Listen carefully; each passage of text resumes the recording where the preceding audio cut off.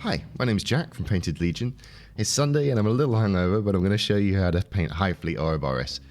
Now this is a really quick scheme. I painted it in about half an hour, and that's with filming. So with practice, and without trying to film it, you could probably do this in about 20 minutes.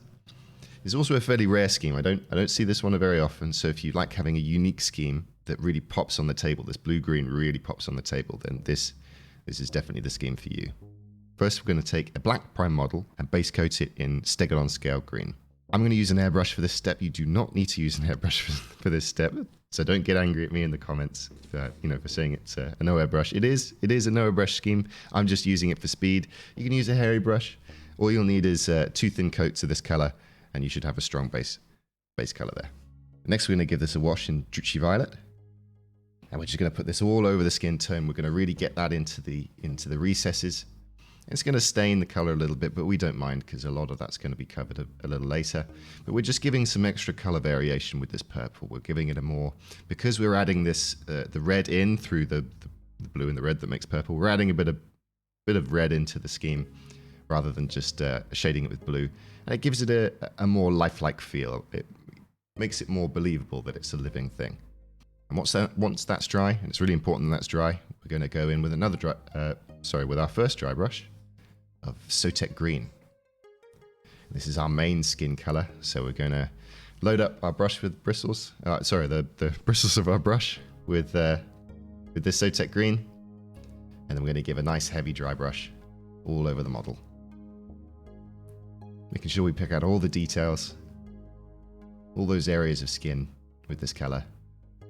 It's a really nice, really brilliant, strong color. This is what makes the whole scheme pop.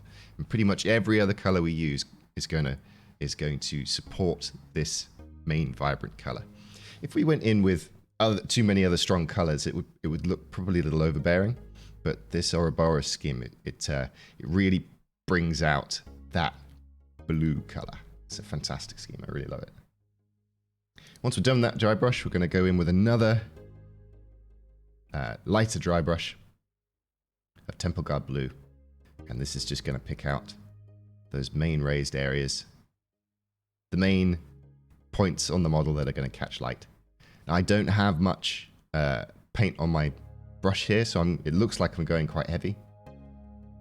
But just be careful when you're doing it, and slowly build up that color until you're happy with the result. And make sure that you compare it against the other side so that one side isn't more blue than the other. Next, we'll do some of the details. I'm going to grab Xandri Dust. I'm going to paint in the gun, the pipes that lead from his gun to the arm, the talons, and the hoofs, and also the vents that you find on the Termagant model. It's on his forearm and on the thigh of his back leg. And whilst we're doing that, if you get value from this tutorial, please like and subscribe. It really helps the channel, as it does, as you hear on every video. It really helps the channel. But I always also do some commission painting. So if you're interested in me painting a model for you, or having models painted for you, check out my Instagram to see the kind of work I do, and DM me if you're interested. And once you're done, we're going to shade some of that detail, starting with Reikland Flesh Shade. We're using Reikland Flesh Shade here to give the gun a more fleshy, organic feel. And we're going to use a different wash color. Once you're done with that, we're going to use Agrax Earthshade on the bone parts that we painted Xandri Dust. So the hooves, the talons, the claws, we're going to just do with this Agrax Earthshade. And what this will do is this is going to give two clearly different materials, because we shaded it with different colors, but it's going to keep the same color profile. They keep consistent within the scheme. Hey, whilst that's drying, we'll grab some Volupus Pink, and we're going to paint that into the arm vents that we covered in Xandri Dust, the pipes that lead to the gun, and the vents that are on the side of the gun, and also the tongue of the model, if your model has a tongue. Okay, now we're going to grab our Black Legion, Contrast Black Legion. This is a brilliant color for blacking out parts of the model. It's got brilliant coverage, so I use it for that reason. And we're going to black out the teeth, making sure that we get black in between the teeth so that when we paint it a bit later with our with other colors, it'll give a nice strong, it will give good definition between each of those teeth. And of course, we're going to black out all the armor panels. This is a step I almost always take with my Tyranids, is blacking out the armor panels. It gives, I think it gives a nice, it gives separation from the flesh and allows the color we put on there to stand apart from the flesh color. If you want to just go in straight in with the carapace color, you could, but I think this is an important step to do. Okay, we're going to take some Karak stone and we're going to highlight the bone parts here. So the talons and the hoofs. And if you've got big close combat weapons on your model, this is what you'd highlight those with as well. Then we're going to grab petroleum grey. I love this color. It's a slightly purplish grey. Now, when you look at greys, they're very rarely neutral, just black-white grey. Greys in real life, or greys and blacks, tend to be, and whites for that matter, tend to have a little bit of color in them. So black might have a little bit of blue or green or brown. Same with grey.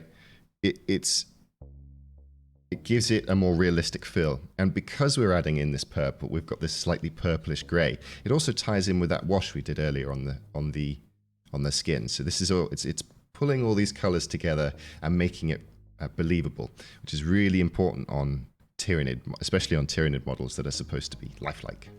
You'll need two thin coats of this color, because we've taken the time to black out the chitin. It'll show up really nicely once we're done. Okay, we're going to start with orange now. Now, painting orange can be a bit of a challenge. So I was experimenting here. Normally I go in with a white, or I'll start with a red and then paint my way up, being a sort of starting point for painting orange. This is a slightly reddish orange, so we'll paint this into the eye on the gun and also over the eye on the Tyranid. I'm going to take our Troll Slayer orange and we're going to paint over the eye on the Tyranid. I think if I look back on the picture, I ended up going back in with black and painting in the gaps of the eye.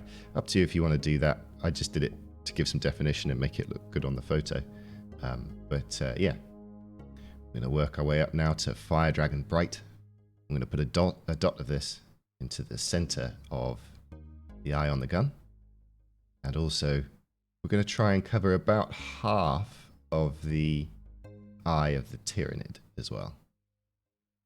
And then we'll go with Uriel Yellow. I'm going to put a dot of that at the end of the eye and also in the middle of the eye on the gun. Also picked up some Black Legion here, and I'm going to draw a pupil, like a cat's eye pupil, onto the eye of the gun, just to give it a bit more detail, a bit more interest. Totally optional, you don't have to do that. Okay, then we're going to take some Morghast bone, and we're going to highlight the gun with this, and this will separate it from the bone color we've done on the talons, the close combat weapons, and the hoofs. But again, keeping that same color profile, but just differentiating it from what we've done already. And we're just going to do the points that will catch light, but the sort of raised colors, the raised parts of the model as well. Making sure that some of that previous color is still showing through, like just above the, I guess, the magazine of the gun. You can see I've left the Xandri dust and some of the Reikland flesh shade wash showing. And if you do this with thin enough layers, you can do this almost feathering type motion I'm doing to get the color on there, but it's thin enough that it sort of transitions its way from the Xandri dust into the Morghast bone, which it just gives it a softer look. But don't worry too much about doing that. Just get the color on there, and you'll pick that up the more you paint. We're going to then highlight the pink areas. Using another one of my favorite colors, Vallejo Old Rose. A lot of GW's pinks are very saturated.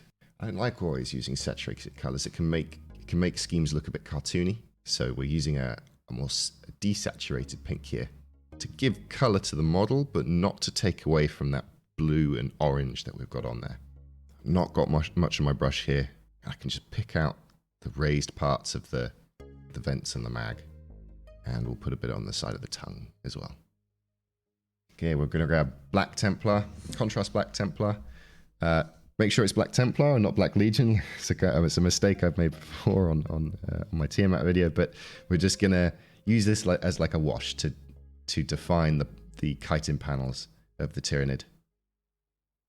We use that in all of the recesses of the armor panels, and wherever there are bits of details like a chip or those sort of divots that you get on the spine of the Tyranid. And then we're going to finish this off with reddish grey. Finish off the armor panels. And we're going to do that feathering motion that I always talk about in my Tyranid videos. You're holding the brush at an angle like that, and you are going to quickly feather out the color onto the back of the armor panel there to give that organic chipped feel to the armor panel. Really important technique to learn for Tyranids. It covers some of that flat space you get on the armor panels, especially on the old models.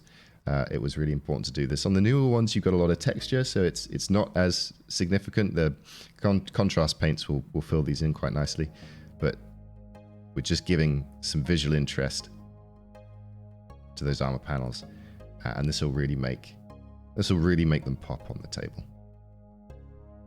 Really quick technique once you've got the hang of it, much faster than edge highlighting in my opinion. Much more visually interesting. And we're just going to work our way all around the model, all around all those armor panels with this color. And we've gone for a reddish grey here to really tie everything together. We've got hints of red in that purple wash we used on the skin, on that purple that we've got in the grey base for the armor, for the chitin panels. And also the ties in with the pink that we've used on the fleshy parts of the model. We're also going to put some of that reddish grey onto the spikes and the nails on the gun. And also the teeth of the termagant. So we're going to put a line of that onto the teeth of the termagant, making sure that we leave the black in between each of the teeth to give some definition. And then finally we're going to go in with Administratum Grey. I've thrown on the table there. We're just going to highlight those teeth now with a dot of that Administratum Grey onto the end of the tooth. Okay, there we are. That's us done. I hope you enjoyed that tutorial. This is a brilliant scheme. I was very, very tempted to pick this one. It didn't quite match what I was looking for my scheme. I'd already done blue on my Space Marines, so I wasn't going to pick this one, unfortunately. But it's a great scheme. Looks really good. Very quick to do. Got some fun colors in there that are great to work with. If you've enjoyed that video, like and subscribe. I've got more tutorials coming out. I've got more Tyranids on the way. And also, I'll do some Space Marine tutorials soon. I keep meaning to show how I painted my custom chapter. So if you're interested in that, yeah, keep an eye out. Follow me on Instagram, @painted_legion. And I'll see you in the next one. Peace.